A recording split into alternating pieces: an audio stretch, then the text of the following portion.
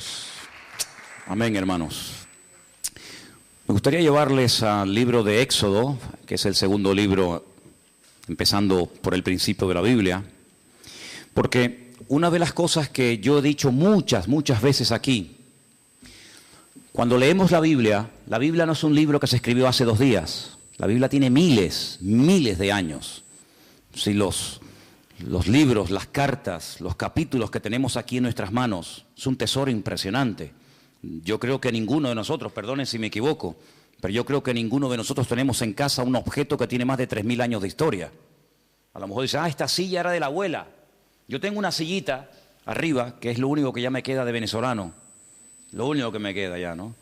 Una sillita que cuando yo tenía, pues no sé si eran 3 o 4 años, en aquellos años vivíamos en un sitio que se llamaba San Bernardino, corríjame los venezolanos si me equivoco, después fuimos a vivir a Chacao, aún me acuerdo, ¿no? Pero me acuerdo que mis padres me compraron una sillita pequeñita que estaba forrada como de piel de cabra o de un animal, ya los pelitos se fueron cayendo, y mi abuela, pues le puso un forro nuevo, y puedo decir que esa silla lleva conmigo pues más de 50 años. Pero ¿quién tiene en su casa un objeto de 3000 años? ¿Usted tiene algo en su casa que tenga 3000 años de historia? Dice, sí, mi suegra. No, nadie tiene semejante cosa. Pero mire, aquí en nuestras manos tenemos un libro, una colección de libros, mejor dicho, eso es lo que significa Biblia, colección de libros, que tienen centenares, que tienen miles de años. Entonces es un tesoro incalculable, es increíble. Y además en su propio idioma, en su propia lengua, para que usted pueda saber lo que Dios dijo, lo que Dios manda y lo que Dios no manda.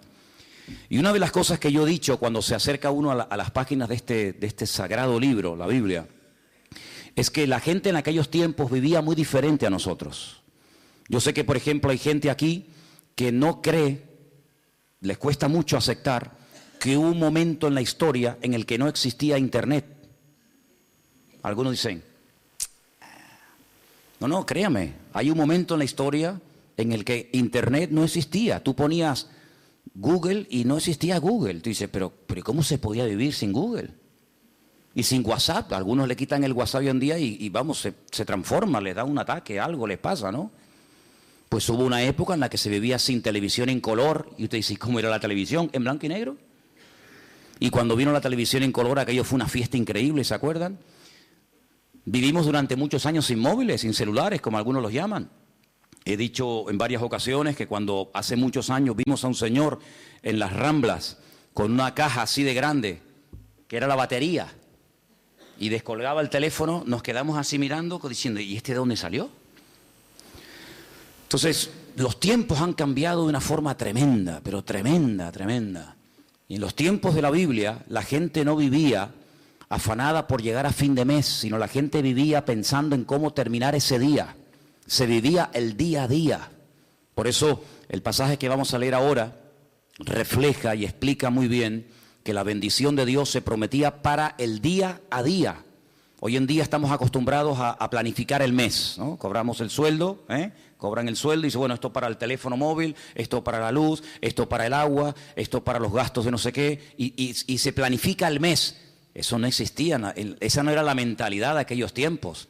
La mentalidad era vivir el día a día. Basta a cada día su propio afán o su propio mal, dice otra versión, ¿verdad? Y el pan nuestro de cada día, dánoslo hoy. La famosa parábola de los labradores, cuando van a trabajar a la viña, ¿qué se les pagó? El día de trabajo. Entonces, cuando la gente terminaba el día y decía, hoy he comido, hoy he usado ropa y hoy voy a dormir bajo techo, gloria a Dios. Mañana, como se decía, Dios dirá. Mañana Dios dirá. Pero ¿quién vive hoy en día al día? Nadie. La gente enseguida planifica y la gente hace planes y bueno, el verano que viene me voy a ir de vacaciones a tal sitio o dentro de 3 meses y por eso están las agendas y por eso hay tantas historias. Pero en la Biblia no era así. En la Biblia era vivir el día a día, desde que salía el sol hasta que se ocultaba el sol y ya está. Y hay un pasaje en el Antiguo Testamento, en el libro de Éxodo, capítulo 16, que voy a leer unos versículos para que vean qué interesante esta historia. Y dice, viendo los hijos de Israel, se preguntaron unos a otros, ¿y esto qué es? Ustedes saben la palabra maná, ¿no? Maná. La palabra maná en hebreo significa, ¿qué es esto? Maná. Majú, ¿qué es esto? Y por eso la palabra maná, que uno dice, bueno, ¿y qué significa? Significa literalmente, ¿qué es esto? Pues dice aquí, cuando vieron aquello, dijeron, ¿qué es esto? Porque no sabían qué es lo que era. Entonces Moisés le dijo, este es el pan que el Señor os da para que coman. Esto es lo que el Señor os ha dado. Recoged de él cada uno según lo que pudiera comer. Un gomer por cabeza, conforme al número de vuestras personas. Tomaréis cada uno para los que están en su tienda. Los hijos de Israel, dice versículo 17, lo hicieron así. Unos recogieron más y otros recogieron menos. Y lo medían por gomer, y no sobró al que había recogido mucho, ni faltó al que había recogido poco. Cada uno recogió conforme a lo que había de comer. Moisés le dijo, ninguno deje de ello para mañana. Algunos decían, ¿y si mañana no cae el maná? ¿Y si pasado mañana se agota? Vamos a recoger el lunes, para el martes, para el miércoles y para el jueves. Siempre ha habido gente así, ¿no? Pero el Señor le dijo, no.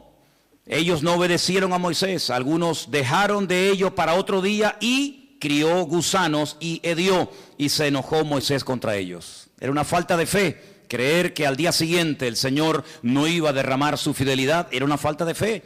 Hoy ha caído el maná, sí, mañana otra vez, y pasado otra vez, no se preocupen. Y lo recogían cada mañana, cada uno según lo que había de comer, y luego que el sol se calentaba, se derretía. No sé si han visto seguramente en alguna feria, en algún lugar por ahí, esa gente que tiene como si fuera un caldero y van haciendo una cosa así y crean como ese algodón. ¿Lo habéis visto? Ese algodón de azúcar que cuando lo coges con la mano te empegosta todo.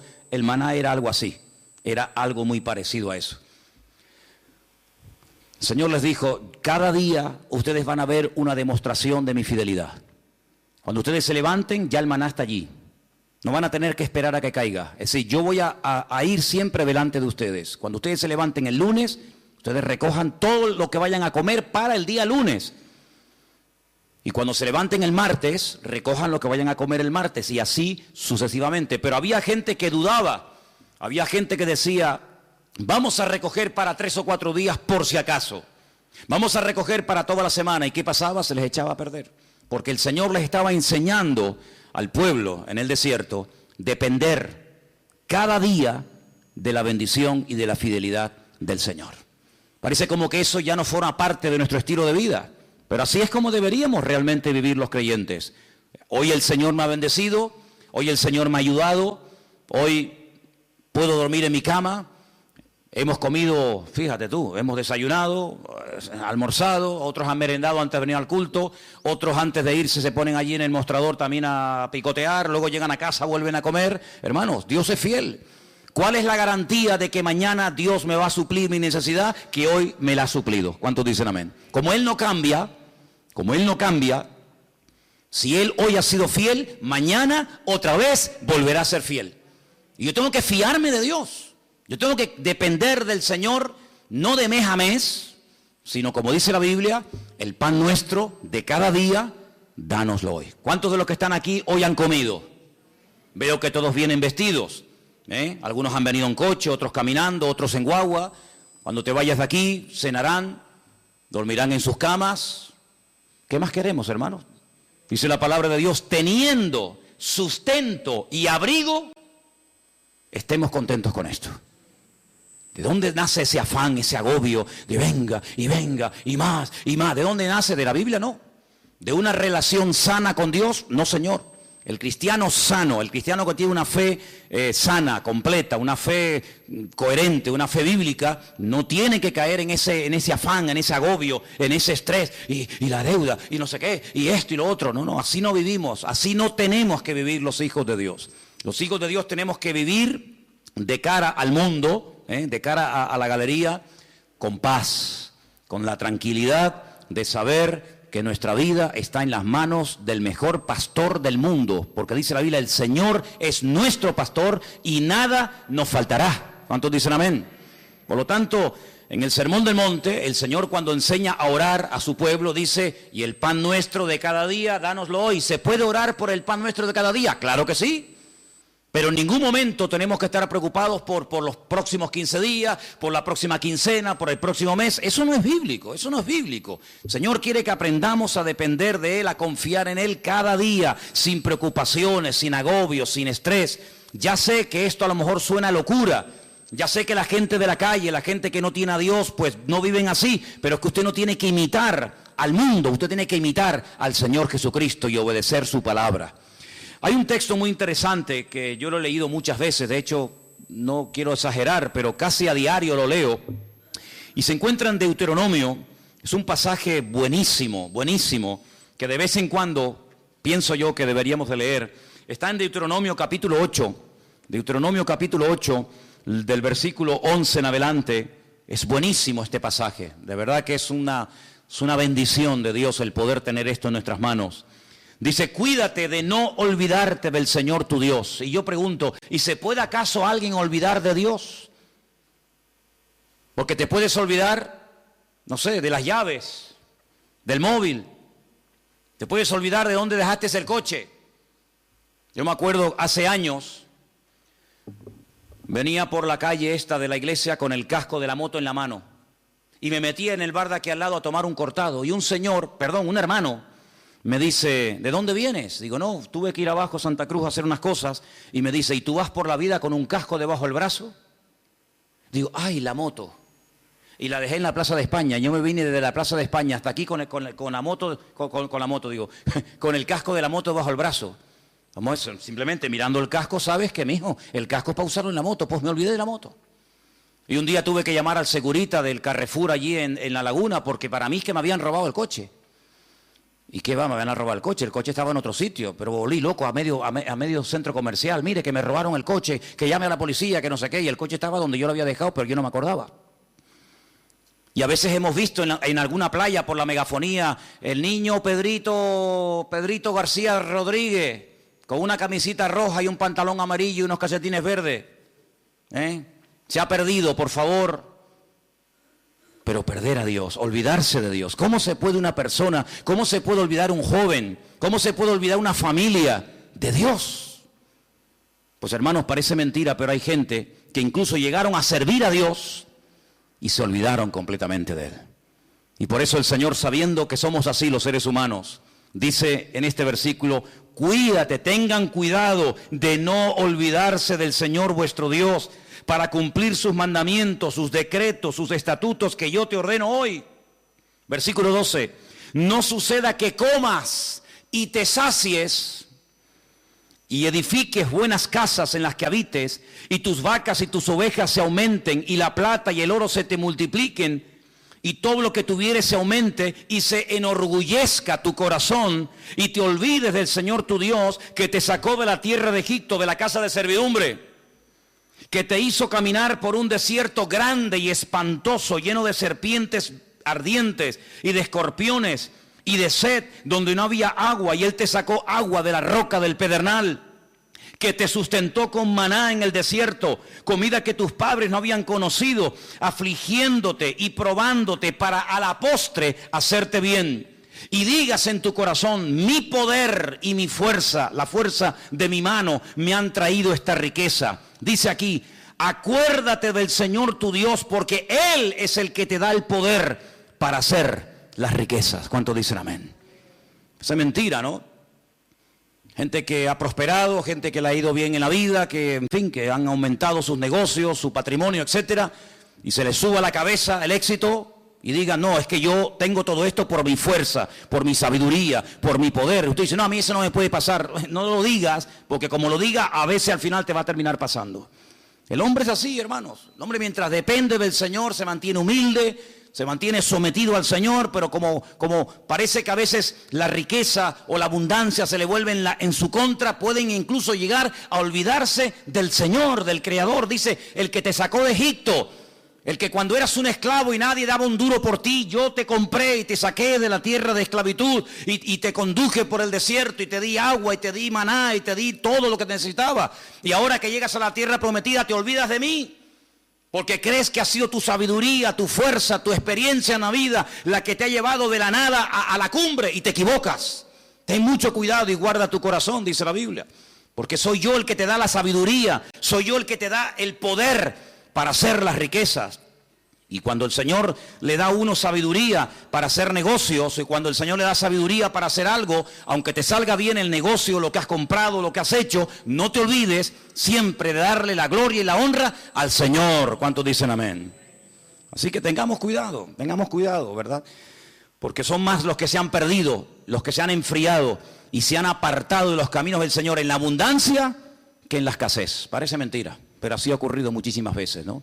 Así que estamos viendo a la luz de la palabra de Dios cómo hay que depender cada día de Él. Ahora, vivimos en un mundo, como dije la semana pasada, rodeado de mentiras y de mentirosos. Esa es la cruda realidad. Vivimos en un mundo en donde los principios y los valores están al revés. Dice la Escritura que llegaría un momento en la historia de la humanidad, y yo creo que ya hemos llegado, en el que a lo malo te lo presentarían como lo bueno. Y lo que es bueno y decente de toda la vida, te lo presentarían como algo malo. Y uno dice, pero ¿cómo puede ser eso?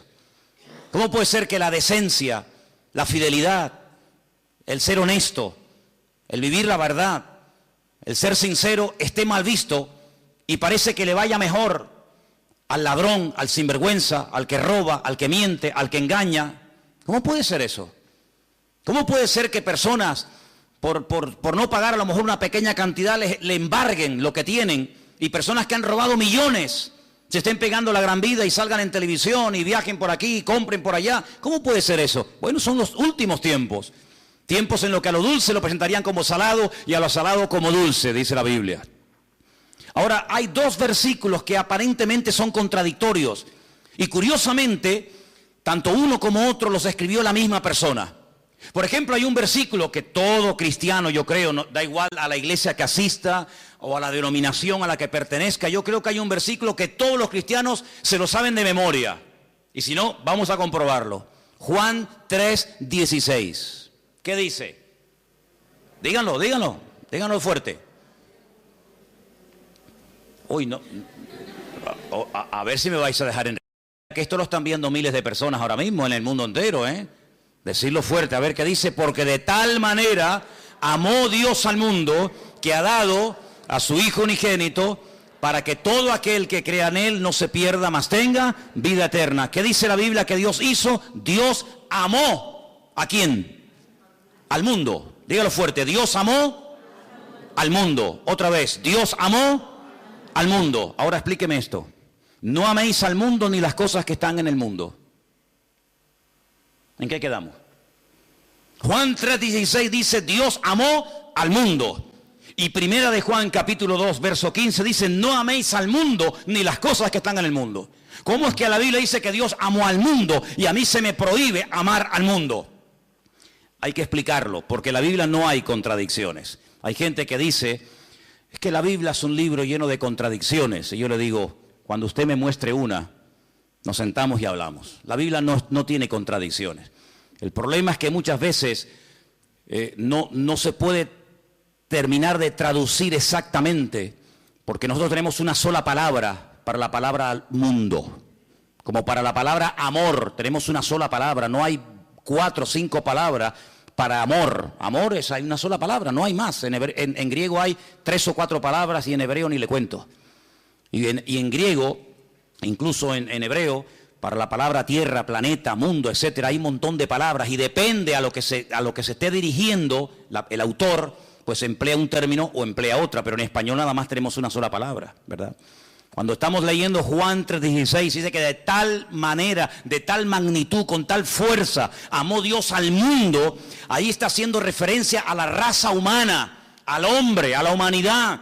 De tal manera Dios amó al hombre, a la raza humana, a los hombres, a las mujeres, a los blancos, a los negros, a los ricos, a los pobres, a los africanos, asiáticos, norteamericanos, latinos. De tal manera amó Dios a esa gente que dio a su Hijo unigénito al mundo, para que lo amaran y lo respetaran y creyeran en Él.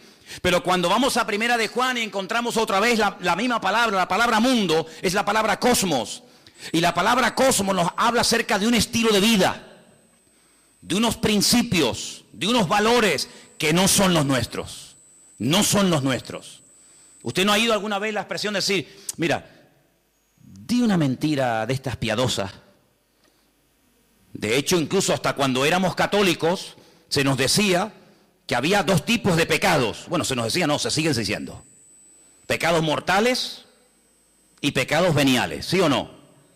Amigo. Es decir, que hay pecados que son graves delante de Dios y pecados que, bueno, que Dios hace la vista gorda, no pasa nada. Una mentirijilla de vez en cuando, para salir del paso, ¿sí o no? Eso se nos ha enseñado toda la vida. Cuando vamos a la palabra nos encontramos que hay un sistema, un estilo, una filosofía de vida que es totalmente opuesta a nuestro estilo de vida. ¿Por qué? Porque en el mundo, cuando 2 o 3 o 4 hombres se juntan en un bar, en un negocio, donde sea, y comienzan a hablar, ¿de qué suelen hablar? De mujeres. Y presumen de las veces que han engañado a sus esposas. Y presumen de que tuvieron relaciones con esta y con aquella y con la otra y con mengano. Sin embargo, eso en el círculo cristiano se nos tendría que caer la cara de vergüenza y darnos vergüenza de haber hecho eso. Son puntos de referencia completamente diferentes. Y en el mundo es normal mentir, y en el mundo es robar, pues decir, mira, sí, y era no, o no, cuando era sí, o decir, ¿cuánto tienes? 5, y es mentira, tienes 10. En el mundo todo eso es normal. Y cuando dice la Biblia, no améis al mundo, se refiere, no imites la forma como vive la gente. Una cosa es que Dios amó al hombre y otra cosa es que Dios ame a los pecados del hombre, que son dos cosas completamente diferentes. Dios ama a un etarra, a un asesino, a un violador, ¿sí o no? Por supuesto que sí. Faltaría más, si no, madre mía. Pero eso quiere decir que Dios ama su estilo de vida. Eso quiere decir que Dios ama la mentira, el engaño, el soborno, el adulterio, la fornicación, la extorsión. No, Señor. Una cosa es que Dios ame a la persona y otra cosa es que Dios acepte y ame y tolere el estilo de vida de esa persona. No nos confundamos. Por eso dice la Biblia que cuando viene por ahí alguna persona que dice que yo soy cristiano, yo soy pastor, yo soy hijo de Dios, yo soy siervo de Cristo, yo soy esto, yo soy aquello, apóstol, como algunos van por ahí también diciendo, pues hermano, por sus frutos los conoceréis. Y por eso dice la Biblia que hay que probar los espíritus, porque no todos los espíritus son de Dios. Y por eso encontramos en la Biblia falsos evangelistas, falsos pastores, falsos maestros, falsos apóstoles, etcétera, etcétera. ¿Por qué? Porque Dios ama a todo el mundo por igual, pero denuncia y no tolera el pecado y el desorden de nadie. ¿Cuántos dicen amén? Entonces no nos confundamos cuando dice que Dios amó al mundo, la raza humana, y cuando nos dice en 1 de Juan, capítulo 2, como hemos leído, que no tenemos que amar al mundo. Porque dicho sea de paso, el texto sigue diciendo, si alguno ama al mundo, es decir, el estilo de vida del mundo, la filosofía del mundo, los principios del mundo, el amor del Padre no está en él. Porque todo lo que hay en el mundo, y lo aglutina de esta forma, los deseos de la carne, los deseos de los ojos, la vanagloria de la vida, no provienen del Padre, sino del mundo. Y el mundo pasa, y sus deseos, pero el que hace la voluntad de Dios permanece para siempre. Si lo que hoy está mal visto, mañana estará bien visto. Y lo que mañana estará bien visto, hoy es un delito, un pecado. Por lo tanto, las modas cambian. Hace años en este país se obligaba a la gente a ir a las plazas públicas a ver cómo se torturaba a personas y cómo se les quemaba vivos y cómo se les crucificaba, y era normal. Y si retrocedemos en el tiempo, la gente pagaba dinero para ir a los coliseos, a los circos romanos, para ver cómo los animales devoraban a mujeres o a niños, mientras ardían como antorchas humanas, y era normal, era totalmente normal. Sin embargo, nos hemos dado cuenta de que cosas que antes eran normales o delitos, hoy en día, pues, han cambiado. Por eso nosotros no tenemos que dejarnos llevar por las modas de este mundo, sino tenemos que dejarnos llevar por los principios y valores eternos del Señor que están en su bendita palabra. ¿Cuántos dicen amén? Así que, amados hermanos, tenemos que partir de la base de que nosotros somos gente diferente, somos gente distinta, y hay algo con lo cual tenemos que estar claros en esto. Y yo les voy a contar parte de mi testimonio, porque creo que puede ser de ayuda a la hora de entender lo que quiero decir. Hay personas que llegaron al conocimiento de la verdad. Hay personas que les nació en su corazón el deseo de buscar a Dios porque empezaron a leer los evangelios o empezaron a leer la Biblia. Conozco muchísima gente que me dice, no, yo un día me compré una Biblia, o alguien me regaló una Biblia, un Nuevo Testamento, como esta que estáis ofreciendo los hermanos moteros, ¿no? Bueno, te llega la Biblia, empiezas a leerla, y empiezas a interesarte, empiezas a darte cuenta de un montón de cosas y se despierta algo en ti que te lleva a una búsqueda de la verdad, y buscando, pues encuentra. ¿Y a quién encuentra? Al autor y al consumador de la fe, que es Cristo Jesús, ¿sí o no? Pero a mí no me pasó eso. Yo fui al revés. Yo no había leído en mi vida la Biblia, jamás. No me interesaba. Yo no sabía ni lo que era una Biblia. A mí no me llegó el conocimiento de Dios, ni el deseo de buscar a Dios por la lectura, por el estudio, por indagar, por buscar la verdad. Es que a mí no me interesaba buscar la verdad, pero en absoluto. Lo primero que yo tuve fue un encuentro, una experiencia personal con Jesucristo. Yo no había leído la Biblia en mi vida. Entonces, cuando yo entré por primera vez en mi vida a una iglesia, yo le dije literalmente a Dios: es que yo no creo en ti. Es que yo no creo en ustedes, yo no creo en pastores, ni en iglesia, ni en Biblia, ni en cura, yo no creo en nadie. Yo tenía un montón de problemas físicos, espirituales, de toda índole. Pero yo desafié a ese Dios del cual ese hombre estaba esa tarde predicando allí, y le dije: bueno, si tú existes, no es que dije, como tú existes, no. Si tú existes, ayúdame a salir de este infierno en el que yo estoy. Y cambia mi vida, y ayúdame, y libérame, etcétera, etcétera. Y Dios lo hizo. Y mucho tiempo después, o unos meses después, comencé a leer y a leer y a leer y a leer y a estudiar y a memorizar capítulos y capítulos de la Biblia. Y a través de la Biblia, pues claro, lógicamente fortalecí mi fe. Pero no fue primero la teoría y después la práctica. En mi caso fue al revés. Primero fue la experiencia, la práctica, y luego fue el conocimiento. Y por eso hay muchas personas que a veces titubean, porque claro, comenzaron a leer la palabra y después tuvieron una experiencia personal con Cristo. Pero cuando uno tiene una experiencia personal con Cristo, a mí no me mueve nadie de la fe que yo tengo en el Señor. Porque a mí los demonios que tenía no me los sacó ningún pastor, a mí me los sanó directamente mi Señor Jesucristo. Y el que me transformó la vida no fue una predicación de un reverendo o de un apóstol, o como radio se llame, sino que directamente mi Señor y mi Dios me liberó y me transformó y me rompió completamente. Y después comencé a leer su palabra. Y por eso hay gente que lee la palabra y después tienen la experiencia, si es que la llegan a tener, y por eso a veces dudan de haber interpretado correctamente el texto y lo habré interpretado mal, y en vez de resulta que era así, resulta que era asado. Yo no tengo la más mínima duda. Yo he hablado con budistas, he hablado con gente que practica el Islam, he hablado con rabinos judíos de todo tipo, cerrados, abiertos, de toda índole. Y yo cada día estoy más firme en mi fe, porque a mí el conocimiento y la experiencia no me vino por lo que leí ni por lo que me enseñaron. Es que yo tuve un encuentro personal con Cristo. Yo era ciego y ahora veo. Entonces, cuando una persona tiene un encuentro personal con Cristo, que digan lo que digan, que hagan lo que hagan, que pase lo que pase, yo sé en quién he creído. ¿Cómo voy yo a negar que soy blanco? Hermano, si yo me subo a esta plataforma esta tarde y digo: hermano, ustedes me ven blanquito, pero yo realmente en el fondo soy negro. Usted dirá: bueno, hermano, usted de lo que quiera, pero usted se le ve por fuera y usted tiene piel blanca. No, mire, hermano, es que yo soy moreno, mulato y soy mujer. Pasa que ustedes me ven con otra visión. No puedo negar, yo no puedo negar lo que soy. Pues exactamente igual le digo espiritualmente. Yo no puedo negar que Cristo un día me sanó, me liberó y me transformó la vida. Y no lo leí en la Biblia, no lo leí en un libro, lo sentí, lo experimenté personalmente. Por eso cada vez que voy a Israel, cuando vengo más firme en mi fe. Y no es que voy allí y digo: ay, a lo mejor creía al revés de como yo era. No, es que me da igual. Porque yo no fui al convencimiento de la verdad por lo que leí, sino por lo que viví y por lo que experimenté. Y cuando una persona experimenta algo, no desde la teoría, sino desde la práctica, ese hombre y esa mujer no lo tumba, ni lo sacude nada, ni nadie. ¿Cuántos dicen amén? Si yo subo esta noche aquí a un hombre y subo a una mujer y le digo: hermano, explique lo que es un parto. Y ya, bueno, pues un parto, ¿no? Tienes dolores, hay un momento como se rompen aguas, se llama, ¿no? Corríjame porque yo en esto estoy fatal, ¿eh? Se rompen aguas, te entran dolores, empiezan a dilatar, no sé qué, no sé cuánto, tienen que llevar a la clínica y te suben allí en aquellos aparatos y te dice: sopla, aprieta, no, ahora sí, ahora asado, ¿sí o no? Qué malo soy, soy fatal. Asuman ustedes una mujer aquí que haya parido y dice: mira, Manolo, cállate la boquita, anda. Un parto no tiene nada que ver con lo que tú has dicho. Tú estás hablando desde la teoría, desde lo que has oído, de lo que te han contado. Pero yo he parido. Y un parto es esto y esto y esto. ¿Quién puede dar mejor una información de lo que es un parto? ¿Yo? ¿O una mujer que ha parido? Evidentemente una mujer que ha parido. Porque no lo habla desde la teoría.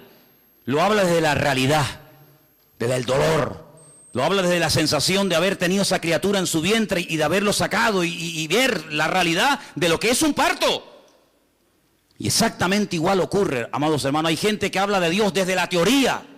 Que si Dios es así, que si Dios es asado, que si no sé qué. Que hablas con un judío, te dice una cosa. Hablas con un musulmán, te dice otra. Hablas con un evangélico, te dice una cosa. Hablas con un mormón, te dice otra cosa. Hablas con un budista, te dice no sé qué. Y entonces tú dices, Dios mío, pero cada uno tiene una opinión diferente. Pero todos tienen la razón.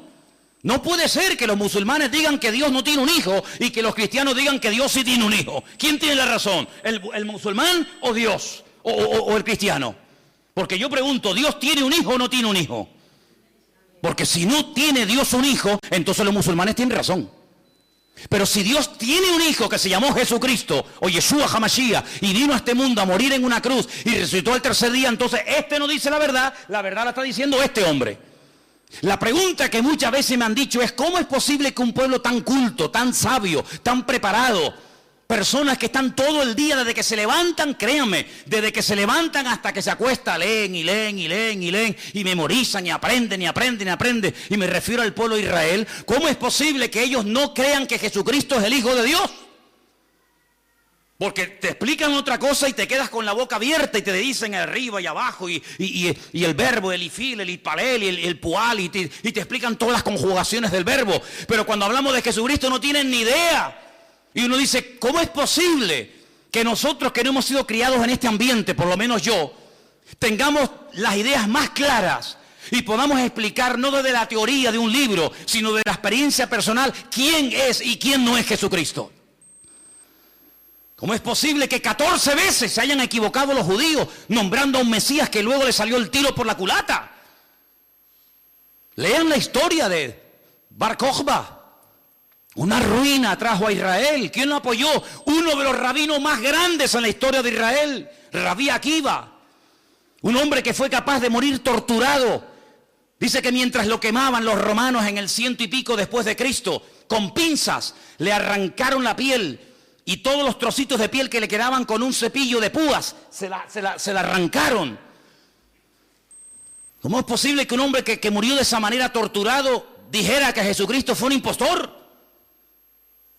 Y después tuvieron a otro llamado Sibitai. Y ese fue una ruina total porque la mayoría de los judíos del mundo entero lo reconocieron como el Mesías. Y al final, cuando lo apresaron los turcos, cuando lo prendieron los musulmanes, le dijeron, o claudicas de esto, o te matamos. Y se convirtió al Islam. Y todavía ni se han recuperado. ¿Y cómo es posible que hace unos años, en todas las calles de Israel, en los taxis, en las guaguas, en los colegios, en la radio, en la televisión, por todas partes había pancartas, que viene el Mesías, que viene el Mesías, que viene el Mesías, el viejito Lubavitch, un viejito así chiquitito, ese es el Mesías, y resulta que se murió, y todo el mundo dice, uy, ¿ahora? Y ahora eso que le estaban esperando y lo habían proclamado como el Mesías, dice, no se preocupen, de un momento a otro resucita, y viene y está entre nosotros otra vez. Y yo digo, Dios mío, ¿cómo es posible que esa gente tan culta y repito, tan sabia y que profundiza tanto la Escritura se hayan equivocado tantas veces? No una, ni dos, ni tres, ni cuatro, muchas veces proclamando a falsos mesías. Bueno, es que eso está escrito. Eso no es producto de la casualidad.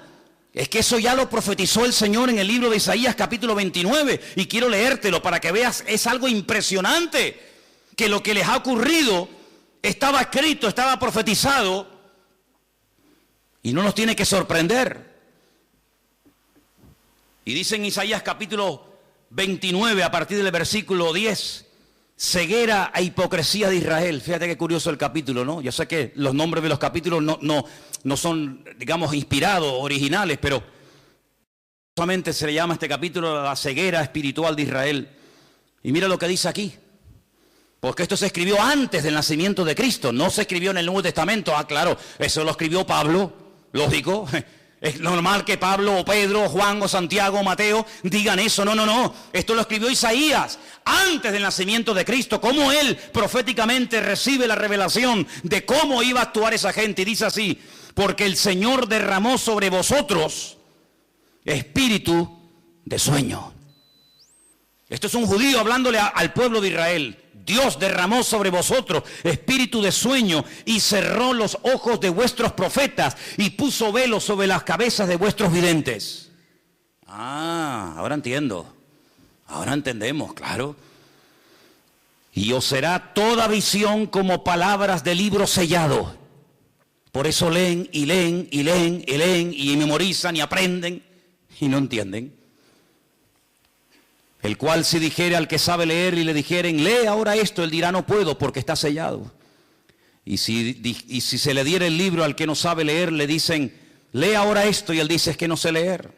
Dice pues el Señor, escucha bien la explicación de Dios, estas son las palabras de Dios al pueblo de Israel, porque este pueblo se acerca a mí con su boca y con sus labios me honra, pero su corazón está lejos de mí. Y su temor de mí no es que un mandamiento de hombres, como dice otra versión más cercana al original, un mandamiento enseñado y aprendido de memoria, que les ha sido enseñado. Por tanto, y aquí que nuevamente excitaré yo la admiración de este pueblo con un prodigio grande y espantoso, porque perecerá la sabiduría de sus sabios y se desvanecerá la inteligencia de sus entendidos. Ahora puedes ver cómo un niño en la escuela dominical, un domingo a la tarde, es capaz de ver en Juan capítulo 1, cómo el verbo, que en un principio era Dios, se hace hombre, se humana, se encarna y habita entre nosotros y vemos su gloria. Y no tiene ningún problema en aceptar eso.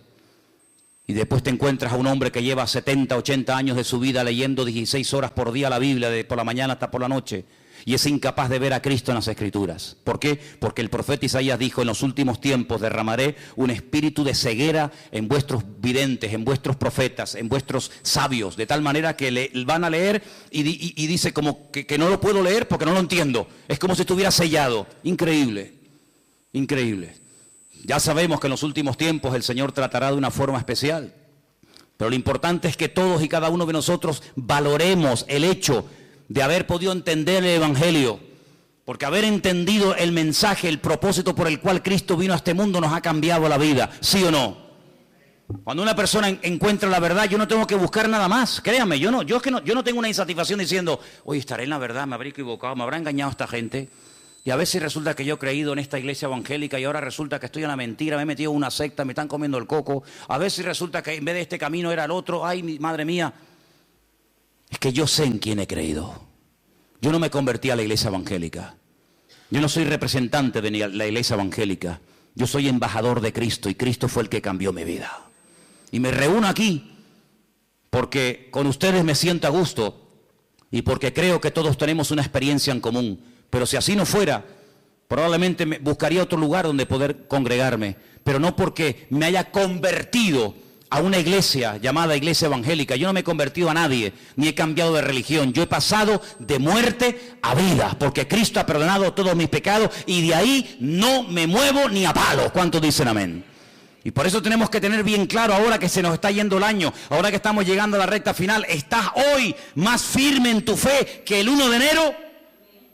¿Estás hoy más firme, más bien anclado en las cosas del Señor que hace 4 o 5 meses atrás? Espero que sí. ¿Cuántos dicen amén? Quiero leerles un versículo en esta tarde.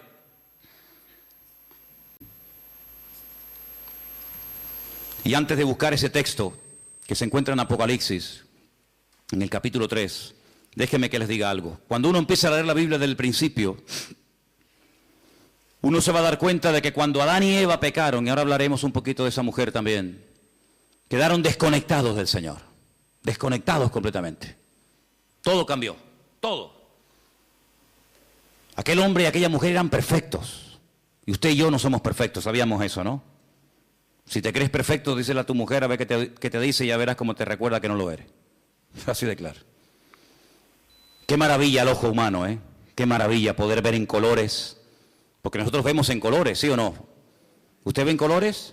Hay algunos que confunden, ¿no?, el rojo con el verde con el amarillo, pero generalmente el hombre ve en colores, vemos en 3 dimensiones.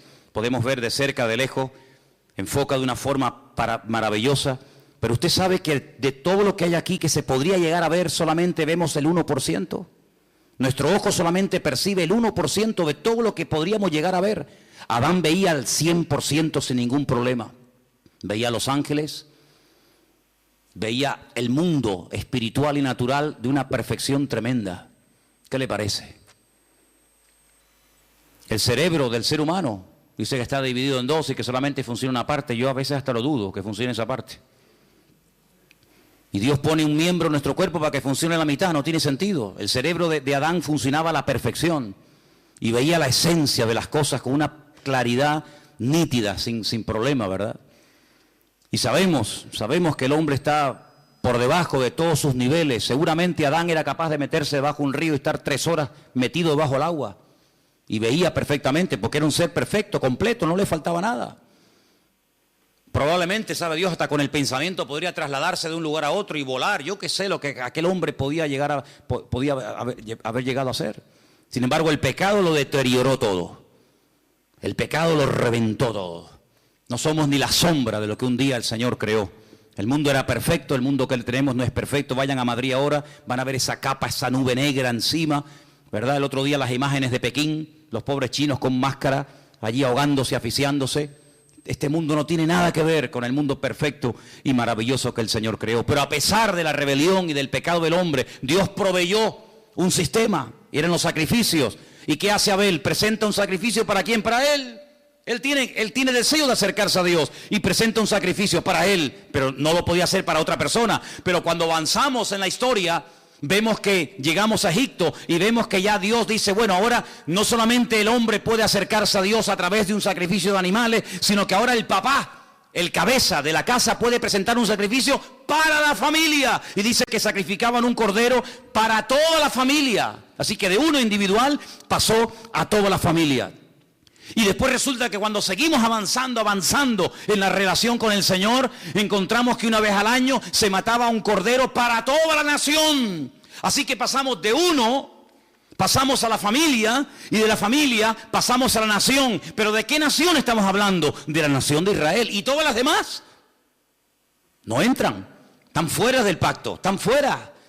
Pero cuando vino el Señor Jesucristo, ¿por quién vino a morir? Por toda la raza humana. Y ahí entramos tú y yo, queridos hermanos, los que estaban, los que aún no habían nacido. Y por eso yo te pregunto, en estos últimos días, en estas últimas semanas que nos quedan para concluir este año 2015, ¿tú has tenido ya tu encuentro, tu experiencia personal con Cristo? ¿O simplemente lo que estás aprendiendo y creciendo en el conocimiento? Está bien todo eso, pero lo importante no solamente es saber muchas cosas, sino tener tu experiencia con el Señor. Porque si mañana nos quitan las Biblias, si mañana nos cierran los templos y ya no podemos depender de un culto, de una predicación o de un pastor, ¿qué va a pasar con nosotros? Nada. ¿Por qué? Porque estamos conectados a través de nuestra propia experiencia con la fuente de la vida, porque tenemos nuestra propia experiencia con Cristo.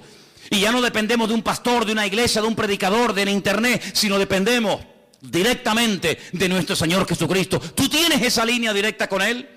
¿Tú lo conoces como tu Señor y como tu Salvador, o como el Dios que aquí se predica?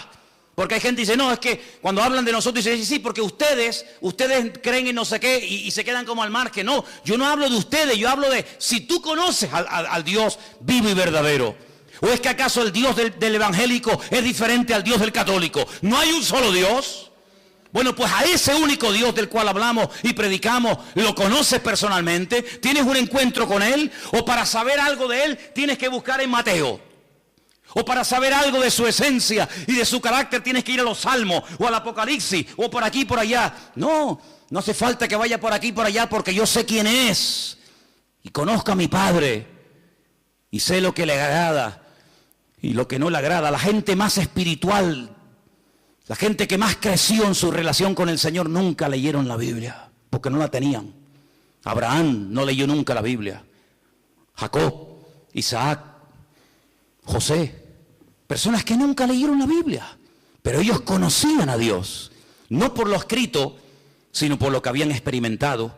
Y José era capaz de rechazar a la mujer de Potifar, diciendo, ¿cómo voy yo a pecar contra mi Dios? Pero hijo, ¿dónde está escrito que eso es pecado? Aquí en mi alma está escrito, porque yo conozco la voz de mi Señor y sé lo que le agrada y lo que no le agrada, aunque nunca haya leído la Biblia y aunque nunca me haya congregado en ninguna parte, yo conozco a mi Dios y sé que a mi Dios eso no le agrada. Y eso es a lo que tenemos que llegar, hermano, a tener un encuentro personal con Cristo. Y por eso, hoy comí, hoy cené, hoy vengo vestido, pues mañana me voy a levantar con la seguridad de que se va a volver a repetir otra vez lo mismo. ¿Por qué? Porque grandes son sus fidelidades cada mañana y cada día. ¿Cuántos dicen amén? Apocalipsis capítulo 3, el texto que les quería leer, dice que Él, por cuanto hemos guardado su palabra y no le hemos negado, ni con los hechos, ni con las palabras, nos guardará de la hora de prueba que ha de venir sobre todas las naciones de la tierra. El otro día, creo que lo comenté y termino, decían que en los estatutos, en las leyes de la ONU, hay un artículo que dice que cuando 5 naciones pelean, cuando 5 naciones, digamos que entran en un conflicto bélico, en ese artículo se encuentra la expresión de que ya se puede hablar de una tercera guerra mundial. En este momento hay 10 naciones, no 5, 10 naciones peleando contra un enemigo en común. Y por eso ellos dicen que oficialmente ya se puede decir, ya se puede declarar que estamos ya en una tercera guerra mundial, donde Inglaterra, Francia, Estados Unidos, Rusia, Arabia Saudita, etcétera, etcétera, ya han entrado en un conflicto que no tiene marcha atrás. Estamos en la recta final no solamente del 2015, estamos en la recta final de la historia de la humanidad. Y en estos últimos tiempos, el Señor todavía sigue llamando a los corazones de los seres humanos. En estos últimos tiempos todavía el Señor tiene interés por ti y por mí. Yo no sé qué ha visto en nosotros, pero Dios no va a parar hasta que tú le entregues tu vida y hasta que tú le entregues tu corazón al Señor. Y yo doy gracias a Dios de que Él se ha empeñado en salvarme, de que Él se ha empeñado, está empecinado en transformar mi vida. Claro, uno siempre se escuda, ¿no? No, es que yo soy no sé qué, es que no. Mira, solamente sé una cosa. Da igual dónde hayas nacido, da igual la religión que hayas practicado, tal vez ninguna. La cruda realidad es que todos delante de Dios estamos desnudos y todos urgentemente le necesitamos. No hay un verdadero cambio. Una persona puede cambiar y estar una temporada buena, pero eso no es lo que yo buscaba. Porque yo también, cuando estaba sin Cristo, también tuve mis buenas temporadas. Fueron las mínimas. Pero aquí lo que queremos no es solamente cambiar, dejar ciertas y determinadas cosas, o hábitos, o sustancias, o me da igual. No. Aquí lo que queremos es cambiar de vida. Y no se puede cambiar de vida, no se puede estar permanentemente sin meter la pata, perdonen la expresión, no se puede estar permanentemente, digamos, viviendo en victoria y en bendición, no se puede, es imposible. Y usted dice, bueno, ¿qué esperanza me está dando este hombre? Humanamente, ninguna, no hay posibilidad de cambiar, solamente a través de Cristo Jesús. ¿Cuántas personas lo han intentado? Curas de sueño, acupuntura, de todo lo que te puedas imaginar. Tarde o temprano vuelven otra vez al mismo rollo. Porque no hay libertad verdadera hasta que conozcas a Cristo Jesús. No te hablo de la iglesia. Si usted busca otra iglesia que le guste más, que te guste por lo que sea, váyase a esa, no tenga problema. Usted váyase a donde mejor se encuentre. Pero no te olvides que las iglesias no están para cambiar a nadie, sino para decirte quién es el que cambia, y el que cambia es nuestro Señor Jesucristo. Cierra tus ojos ahí donde estás. Quiero que oremos en esta tarde de verdad, de todo corazón, y le pidamos al Señor que abra nuestros ojos, que quite la ignorancia, la ceguera de nuestra vida, para que nos demos cuenta de que la única manera de salir de este sistema falso, maligno, es a través de Cristo. Salir de este círculo vicioso, salir de esta rueda que gira y gira y gira y no nos lleva a ninguna parte. La única manera de poder vivir en victoria es a través de Cristo Jesús. Y por eso en esta tarde estamos agradecidos con el Señor, Porque Él nos enseña un nuevo estilo de vida basado en la libertad, no en el miedo, en la libertad gloriosa de los hijos de Dios. Ninguna condenación hay para los que están en Cristo Jesús.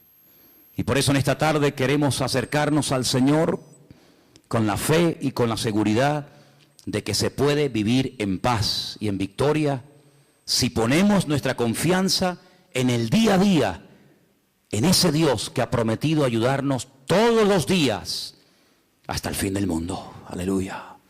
Si en esta tarde hay entre nosotros algún hermano, alguna hermana, alguna persona, algún joven, me da igual, que tal vez por primera vez en su vida, fíjate lo que te digo, por primera vez en su vida dice, pues oye, yo quiero entregarle mi vida al Señor.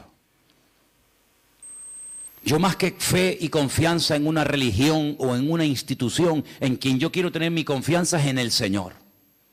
Porque uno oye cada cosa de los que se dedican a la religión que te quedas con la boca abierta. Pero yo no te hablo de religión, yo te hablo del Señor. Y a mí quien me sacó los demonios y quien me cambió la vida fue mi Señor. No una iglesia ni un pastor. Y yo te hablo de ese Señor que te ama y te quiere liberar y te quiere bendecir. Si tú le quieres entregar tu vida a Él, ahora es el momento y el lugar idóneo para decir, yo le entrego mi vida a Jesucristo. ¿Hay alguien? ¿Quieres levantar tu mano y oro por ti un momentito? ¿Alguien le quiere entregar su vida al Señor por primera vez? Dios te bendiga. Dios te bendiga, valiente. ¿Alguien más? Alguien más que dice, yo también le quiero entregar al Señor mi vida. Y quiero pedirle, Dios le bendiga. Gloria a Dios. ¿Alguien más? Dios le bendiga a ti también. Gloria a Dios. Hay 4 personas esta tarde que han levantado su mano, 5. Bendito Dios. Que le están diciendo al Señor, Señor, yo quiero cambiar de vida. Ahí donde estás, no hace falta ni que te levantes. Yo quiero pedirle a toda la iglesia que me ayude en esta oración.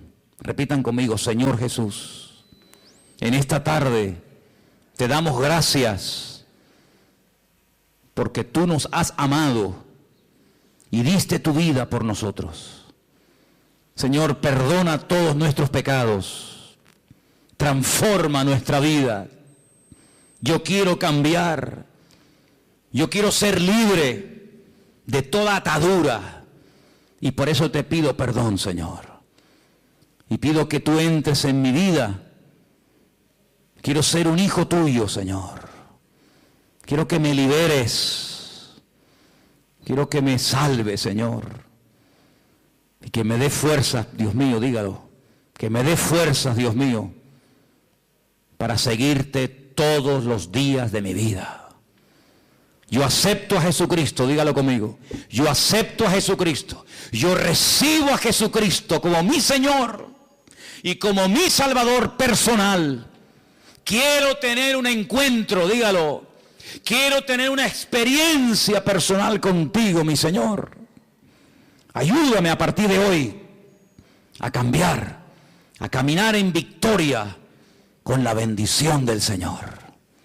Me rindo a ti, dígalo, me rindo a Jesucristo. Renuncio al mundo, al pecado y al diablo. Y confieso que a partir de hoy, Jesucristo será mi Señor y mi Rey.